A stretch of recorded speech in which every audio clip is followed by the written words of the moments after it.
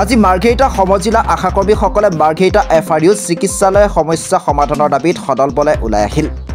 বিশেষকৈ চিকিৎসালয়খনৰ একমাত্ৰ সোনোগ্ৰাফী চিকিৎসক ডক্টৰ কেশৱ গোস্বামীৰ লগতে অন্য এগৰাকী মহিলা চিকিৎসকক স্বাস্থ্য বিভাগে অন্য স্থানলৈ বদলি কৰাবলৈ দিয়াৰ নিৰ্দেশনাক লৈ তীব্ৰ নাৰাজ আশাকৰ্মীসকল। আশাকৰ্মীসকলৰ অভিযোগ যে বৃহত্তৰ মাৰ্ঘেৰিটা অঞ্চলৰ একমাত্ৰ চৰকাৰী চিকিৎসালয়খনৰ পৰা সোনোগ্ৰাফী চিকিৎসকগৰাকীৰ লগতে ডক্টৰ নম্ৰতা সোণোৱালক অন্য স্থানলৈ বদলি কৰিলে প্ৰসূতি তথা মহিলা ৰোগীসকলে ব্যাপক সমস্যাৰ সন্মুখীন হ'ব। সেয়েহে আশাকৰ্মীসকলে চিকিৎসকজনক বদলিকৰণৰ সিদ্ধান্ত স্থগিতকৰণ কৰাৰ লগতে বিভিন্ন বিভাগত বিশেষকৈ প্ৰসূতি শিশু আদি বিভাগতো অতি শীঘ্ৰেই চিকিৎসক নিযুক্তি দিবলৈ দাবী জনাই মাৰ্ঘেৰিটা সমজিলা প্ৰশাসনৰ ওচৰত স্মাৰকপত্ৰ প্ৰদান কৰে আশাকৰ্মীসকলে। প্ৰতিকূল বতৰকো নেওচি আজি স্মাৰকপত্ৰ প্ৰদান কাৰ্যসূচীত শতাধিক আশাকৰ্মী উপস্থিত থাকে। মাৰ্ঘেৰিটাৰ পৰা মৃদু বৰুৱা ৰিপৰ্টাৰ লাইভ অসম। চেনেলৰ যোগেদি আমাৰ তিনিচুকীয়া জিলাৰ আয়ুক্ত মহোদয়কে প্ৰমুখ্য কৰি চৰকাৰলৈ এটা আমি গুহাৰি আগবঢ়াইছোঁ। কাৰণনো কি আমি মাৰ্ঘেৰিটা FRUত বৰ্তমান যিটো গতিত গৈ আছে এই গতিটোক লৈ আমি FRUখনৰ অন্তৰ্গত যিমানসকল আশাকৰ্মী আছে আশাকৰ্মীসকল এতিয়া ভুক্তভোগী। কাৰণ আজি কিছুদিনৰ আগত সকলোৱে দেখিছে যে এজন গাইন ডক্টৰৰ যি অৱস্থা হৈছিলে তেখেতটো এতিয়া বৰ্তমান ক'ত আছে কি কথা আমি বাৰু নাজানো আৰু সেই বিষয়টো আমি উত্থাপন নকৰোঁ। এতিয়া যিসকল প্ৰসূতিক খুব কম পইচাত বা পইচা নোলোৱাকৈ যিসকলে ইয়াত সোনোগ্ৰাফী কৰি থকা আছিল এতিয়া আমি শুনিবলৈ পালোঁ সেই ডক্টৰজনকো ইয়াৰ পৰা ট্ৰেন্সফাৰ কৰিছে। লগতে আৰু এজন চিকিৎসক আছিলে নম্ৰতা সোণোৱাল বাইদেউ, সেই বাইদেউকো ট্ৰেন্সফাৰ কৰিছে। যিখন হস্পিটেলত ইমান ডক্টৰ প্ৰয়োজন হৈছে সেইখনৰ পৰা একেলগতে যদি দুজনকৈ ডক্টৰ লৈ যায় তেতিয়াহ'লে হস্পিটেলখনত বিশেষ চাবলগীয়া বা কিবা কৰিবলগীয়া নাই। এনেই চৰকাৰৰ ধন টকা পইচা আছে বুলি ডাঙৰ এখন হস্পিটেল বনালে নহয়, তাত যিখিনি সুবিধা থাকিব লাগে সেই সুবিধাখিনি দিব লাগিব।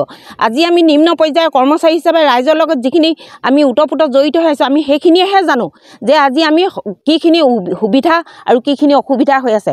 এনেই ইয়াত বহি থাকি বা কোনোবাই চৰকাৰৰ ডাঙৰ নেতাসকলে হওক বা চৰকাৰৰ বিষয়ববীয়াসকলে হওক যিখিনি সিদ্ধান্ত লৈছে এই সিদ্ধান্তখিনিক আমি ভুল বুলি ক'ব বিচাৰিছোঁ। কাৰণ যিখন হস্পিটেলত যদি প্ৰতিদিনে 50জনকৈ সোনোগ্ৰাফী হয় সেইখন হস্পিটেল এতিয়া যদি সোনোগ্ৰাফী অভাৱ হয় সেই মাতৃসকল ক'লৈ যাব?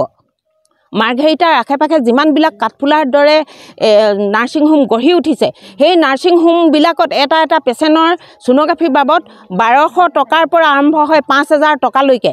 আমাৰ গাঁৱৰ মহিলাসকলৰ আমাৰ গাঁৱৰ প্ৰসূতিসকলৰ এটা সোনোগ্ৰাফীৰ বাবে ইমান পইচা দিবলৈ সামৰ্থ্য নাই। সেয়েহে আমি চৰকাৰক আহ্বান জনাব বিচাৰিছোঁ যে মাৰ্ঘেৰিটা FRUখন ডাঙৰ হ'লেই নহ'ব, ইয়াত গোটেই সুবিধাখিনি লাগিব। কিছুদিনৰ আগতে শিশু চিকিৎসকজনক মাৰ ধৰ কৰি আঁতৰাই দিয়া হ'ল। তেখেতকো যেতিয়া বিশেষ একো বিহিত ব্যৱস্থা নল'লে তেখেতেও ৰিজাইন মাৰি এতিয়া খুব সুন্দৰভাৱে তেখেতে পইচা ঘটি আছে। কিন্তু অসুবিধা কাৰ হৈছে? আমাৰ আশাসকলৰ হৈছে। আমাৰ আশাসকলৰ সন্মুখত এটা কেঁচুৱাই যেতিয়া যন্ত্ৰণাত ছটপটাই থাকে আমাৰ ওচৰত মাত নাইকিয়া হৈ যায়। আমি ক'লৈ পঠিয়াম? সেই শিশুটোক আমি পঠিয়াম ক'লৈ? নাৰ্ছিং হোমলৈ যাবলৈ ক'ম নে তেখেতৰ প্ৰাইভেট যিখন চেম্বাৰ আছে তালৈ যাবলৈ ক'ম? কাৰণ বৰ্তমান চিভিলত শিশু চিকিৎসকৰো অভাৱ। আমি গোটেই কথাখিনি চালি জাৰি চাই আমি বিপাঙত পৰিছোঁ। সেয়েহে আমি চৰকাৰলৈ এটাই অনুৰোধ কৰিব বিচাৰিছোঁ, আমাক অতি সোনকালে এজন গাইন ডক্টৰ লাগে। সোনোগ্ৰাফী যিজন ডক্টৰ আছিলে তেখেতে 2টা বিভাগত অন্তৰ্ভুক্ত হৈ আছিলে। 2টা বিভাগ তেখেতে খুব সুন্দৰভাৱে চলাই আছিলে। কেটেটেং ব্লক PHCখনৰ তেখেত এজন ছুপাৰিণ্টেণ্ডেণ্ট হিচাপে তেখেতে সেইখন PHCত যিখিনি কাম কৰিব লাগে সেইখিনিও কৰি আছে, লগতে সোনোগ্ৰাফী কৰি আছে। এই 2টা সুবিধা কৰি দিয়াৰ পিছত তেখেতক ঘপককৈ যেতিয়া লৈ যাবলগীয়া হৈছে আমাৰ মানে মূৰত সৰগ ভাগি পৰাৰ দৰে হৈছে। সেইকাৰণে আমি আপোনালোকৰ চেনেলৰ যোগেদি বিনম্ৰ অনুৰোধ কৰিছোঁ তেখেতক যাতে কিছুদিনৰ বাবে হ'লেও ইয়াত বাহাল ৰাখে। আমি এইটোৱে অনুৰোধ কৰিছোঁ। যিহেতু আপোনালোকে তেখেতে কৈছে যে মাৰ্ঘেৰিটাবাসীৰ যিটো অসুবিধা সেইটো মোৰো অসুবিধা আৰু আপোনালোকক ভালকৈ যদি মই সুবিধা কৰি দিব পাৰোঁ সেইটোৱে মোৰ বাবে এটা গৌৰৱৰ কথা। তেখেতক আমি যেতিয়া স্মাৰকপত্ৰখন প্ৰদান কৰিছোঁ তেখেতে কিন্তু কৈছে যে এইটো চৰকাৰৰ ৰুল হয়। তথাপিতো মই এজন ইয়াৰ বিষয়ববীয়া হিচাপে মোৰ আণ্ডাৰত যেতিয়া নেকি এই বিষয়টো উত্থাপন হৈছে মই কাক জনাব লাগে গোটেই কথাখিনি অলৰেডি জনাম।